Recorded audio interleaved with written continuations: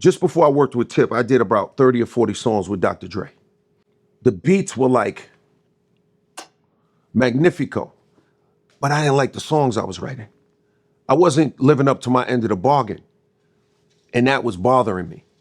So I literally had to take a step back and say, okay, what the fuck's going on here? Why is this sound? And I had to go back and teach myself how to rap again. It's the equivalent of a basketball player working on their left hand over the summer, or working on their 3-point line, their mid-range jumper over the summer.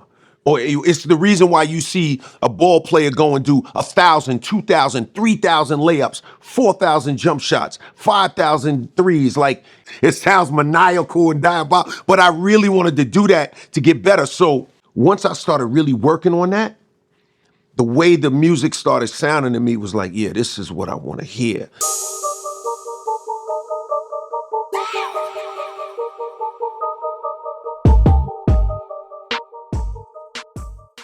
The origin story for the whole record was me having a dream about Phife Dawg from A Tribe Called Quest. You know what I'm saying? I mean, there's so many memorable moments. I think probably the first thing is just that, me just calling him, and just, having that dream. Phife Dawg from A Tribe Called Quest visited me in a dream. And after I had that dream, it just kind of stuck with me. So I decided to call Q-Tip. And he was like, what's up? I was like, yo, I want to do an album. You know what I'm saying? Because I always follow my intuition and my leanings, like my whole life, my whole career. I always listen to my intuition. If it tell me to leave a party, I'm leaving the party. It tell me to make a right, I'm making a right. Tell me to make a left, I'm making a left. Tell me don't call that person right now, I ain't calling that person right now. You know what I'm saying? So I called Tip up. I'm like, yo, what up? He's like, what up, big bro? What you want? What's up? I said, yo, I want to do an album. He said, what kind of album you want to do? I said, I want to do the blackest pickle juice, hot sauce, crispy skin chicken, fucking goddamn, shit. Tabasco Red Devil bottle, like just pimentos in the potato salad ass record. You know what I'm saying? He's like, yo, he like, word? I'm like, yeah. So he said, say less. So we went in the studio, man, and it just kind of, it clicked. And it's really exciting because, a lot of times, like, people like to compare hip hop and sports metaphorically, and on some levels that's true. But the difference is that with art, experience is your friend. And time helps you if you pay attention and you stay curious. It's like cooking. It's like getting into bed with somebody. Like, more experience helps, doesn't hurt. So whereas in sports, you know what I'm saying, the age and experience can work against you. When you're in that kitchen, it's just like when you're in the kitchen and you see the lady and her arms is doing this, you like, the lady with the arm, you're like, yeah, that's it. You know what that's about to be. You know what I'm saying? It's like, so that kind of works for you. You know what I'm saying? So me getting in the studio, this is an opportunity for a new generation, not only my day one fans who I always think about them first, but it's an opportunity for another generation, a couple of years younger, a couple of generations younger, to experience new LL music, but at a high level where I'm not distracted by TV, where I'm not doing this, where I'm not doing that, where I'm actually making an album for the culture. So I like that challenge. I love the idea of, because our culture's not used to us being able to continue. We look at Mick Jagger and the Rolling Stones across the street and we're comfortable with that. We all know, oh yeah, they're still relevant. They're doing their thing, right? And we can, in our minds, we're comfortable with that.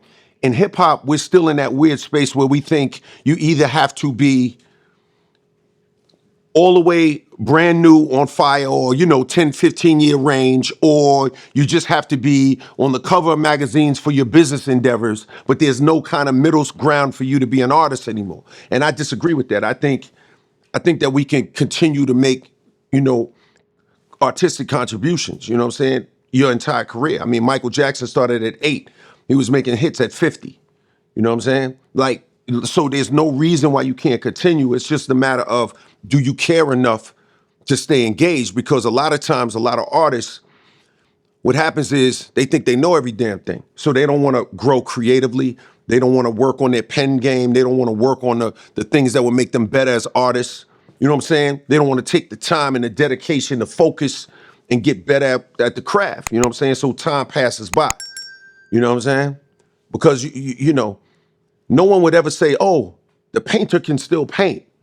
Like that, oh, a sculptor can still sculpt. But then they'll turn around and say, oh, he can still rap. It's fucking ridiculous. But it makes sense, you know what I'm saying? Because you have to continue to work at your craft. So that was kind of like the exciting part. So in the studio, just it coming together was amazing. You know what I'm saying? You know? And I remember one time we was messing around, and me and Tip was just messing around the studio, and I had set a couple of bars, and we just for some reason we just decided to go live and just play a little bit of it. And I just played a little bit of it, and I saw a couple of comments and people giggling, and I said, oh, they don't think I could do this shit. And it kind of completely changed my mindset. It was just like, oh, okay. So you don't think this can really go down? Like, you think I'm kidding? You know, it's like kind of like now I make a sports analogy. It's kind of like the guy you know as an announcer, and you've known him as an announcer your whole life, but you don't realize what he could do with that ball in his hand. You forget. There's a reason why he's announcing, but you know a lot, but you weren't exposed to that, so you underestimate what that is. But for me, that's the juice. You know what I'm saying? That's the shit that gets me off. You know what I mean? Like, I love that type of shit. You know what I mean? Just before I worked with Tip, I did about 30 or 40 songs with Dr. Dre, right? And I felt like the beats were like magnifico, but I didn't like the songs I was writing. I wasn't living up to my end of the bargain, and that was bothering me. So I literally had to take a step back and say, okay, what the fuck's going on here? Why is this sound? And I had to go back and teach myself how to rap again. It's the equivalent of a basketball player working on their left hand over the summer, or working on their 3-point line, you know, their mid-range jumper over the summer. Or it's the reason why you see a ball player go and do 1,000, 2,000, 3,000 layups, 4,000 jump shots, 5,000 threes, like, and it sounds like it's diabolical. It's funny. The internet's funny. You got it all in my head. It sounds maniacal and diabolical, but I really wanted to do that to get better. So that was the energy was that once I started really working on that, the way the music started sounding to me was like, yeah, this is what I want to hear. Like, I was able to execute what I was feeling as opposed to it not matching. I wanted that I guess it needed to be congruent. You know what I'm saying? There needed to be a congruence there, you know what I'm saying, between what I was feeling and what the music was saying. So that energy was crazy. And then the FORCE is an acronym, frequencies of real creative energy, right? So it's like, like even, you know, in the Passion video behind me, there's some graphics behind me, and most people would think that they're random, but they're not. Those graphics are called cymatic frequencies. And cymatic frequencies are, scientists have done experiments and been able to create matter from sound. You know what I'm saying? Utilizing cymatic frequencies. You know what I'm saying? And so it's like the idea of bringing matter to life through sound was like a real powerful idea for me, you know what I'm saying? Especially with the Passion joint, because of things I've done in my career.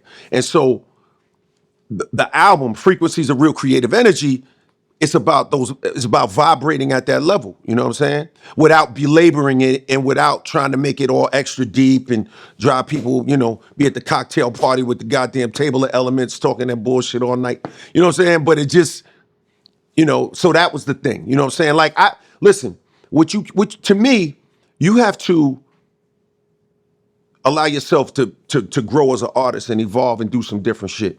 And, you know, there's more to talk about. Like, yeah, I like money and I like talking about it, and I do sprinkle some of that in the record, and there's a lot of, I'm popping some shit in there. But there has to be more to life than that for me as a songwriter. Like, I don't lead with my wallet. I don't even lead with my fame. You know what I'm saying? Todd created LL. LL didn't create Todd. You know what I'm saying? So it's like, I wanted to talk about some shit that was interesting to me and that actually meant something. And so that's where it was at. You know what I'm saying? Because it would have been easy to go get, you know, whoever the hottest producer is for a 20-year-old right now and just keep it moving, you know what I mean? And go, hey, you know what I'm saying? And just, you know, cross my fingers and shit. You know what I mean? But to do it this way felt like it'll age better. You know what I'm saying? Because it matches where I'm at as a man, as opposed to me. I didn't try to make a boy record, and I didn't try to make an old record. I just made a man record. I made who I am. You dig? What up? It's your man LL Cool J. You're checking out 24/7 HH, baby. You know what I mean? Peace.